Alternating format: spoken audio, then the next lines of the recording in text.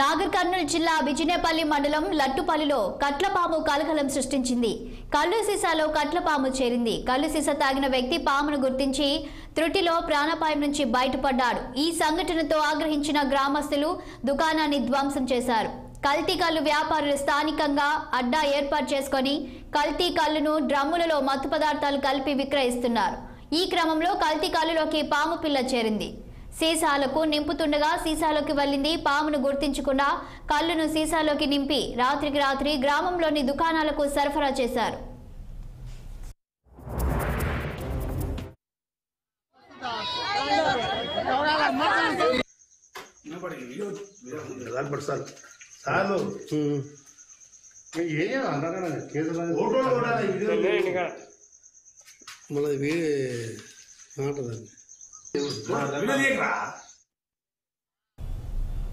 గ్రామంలోని దుకాణం వద్ద యథావిధిగా కల్లు అమ్మకాలు చేశారు. ఈ క్రమంలో వ్యక్తి కల్లు తాగుతుండగా కట్లపాము కనిపించింది. దీంతో ఒక్కసారిగా అదిరిపోయి సీసాను కింద పడేసి అరిచాడు. అప్రమత్తమైన స్థానికులు ఆ పామును చంపేశారు. ఈ సంఘటన గ్రామంలోకి పాకడంతో స్థానిక యువకులు తరలివచ్చి దుకాణం వద్ద గొడవ చేశారు. కల్లులో పాము రావటమేంటని కల్లు వ్యాపారులతో గొడవకు దిగారు.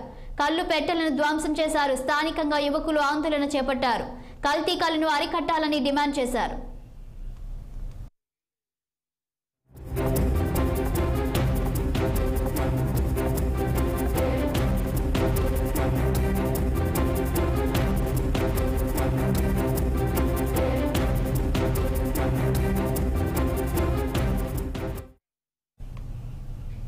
నాగర్ కర్నూలు జిల్లా బిజినేపల్లి మండలం లట్టుపల్లిలో కట్లపాము కలకలం సృష్టించింది. దీనికి సంబంధించిన పూర్తి డీటెయిల్స్ మా ప్రతినిధి రహీం ఫోన్ లైన్లో అందించడానికి సిద్ధంగా ఉన్నారు.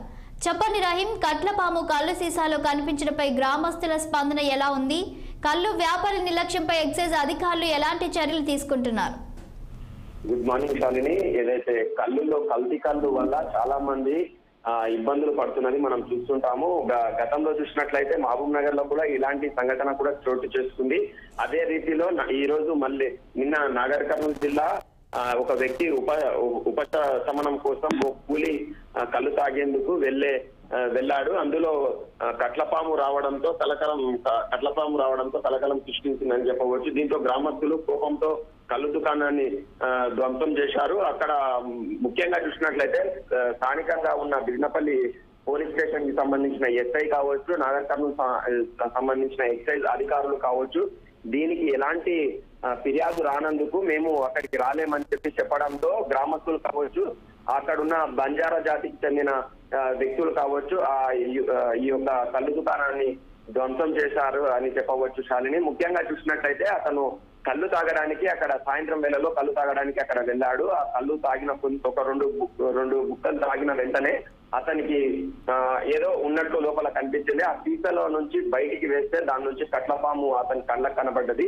ఒక్కసారిగా అలర్ట్ అయిన అతను చుట్టుపక్కల ఉన్న వాళ్ళను అందరినీ పిలిపించి దుకాణం అతన్ని కళ్ళు దుకాణం అతన్ని పోయి అడగడం జరిగింది. అతను కూడా ఎలాంటి స్పందన ఇయ్యనందుకు ఆగ్రహంతో ఊగిపోయారని చెప్పవచ్చు Shalini. Okay, thank you Rahim.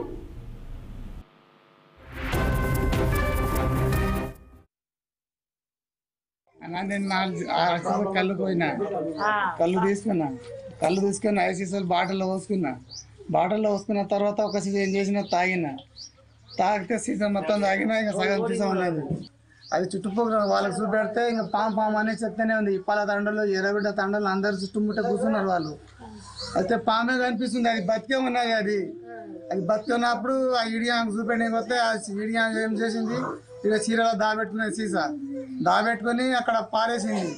ఈ పక్కల చుట్టుముఖం ఉన్న వాళ్ళు ఏం చేసి పలగొట్టిండ్రు సీసాలని, కాల్చీలు మొత్తం పలగొడుతున్నారు. పాము అయితే బతికే ఉన్నది.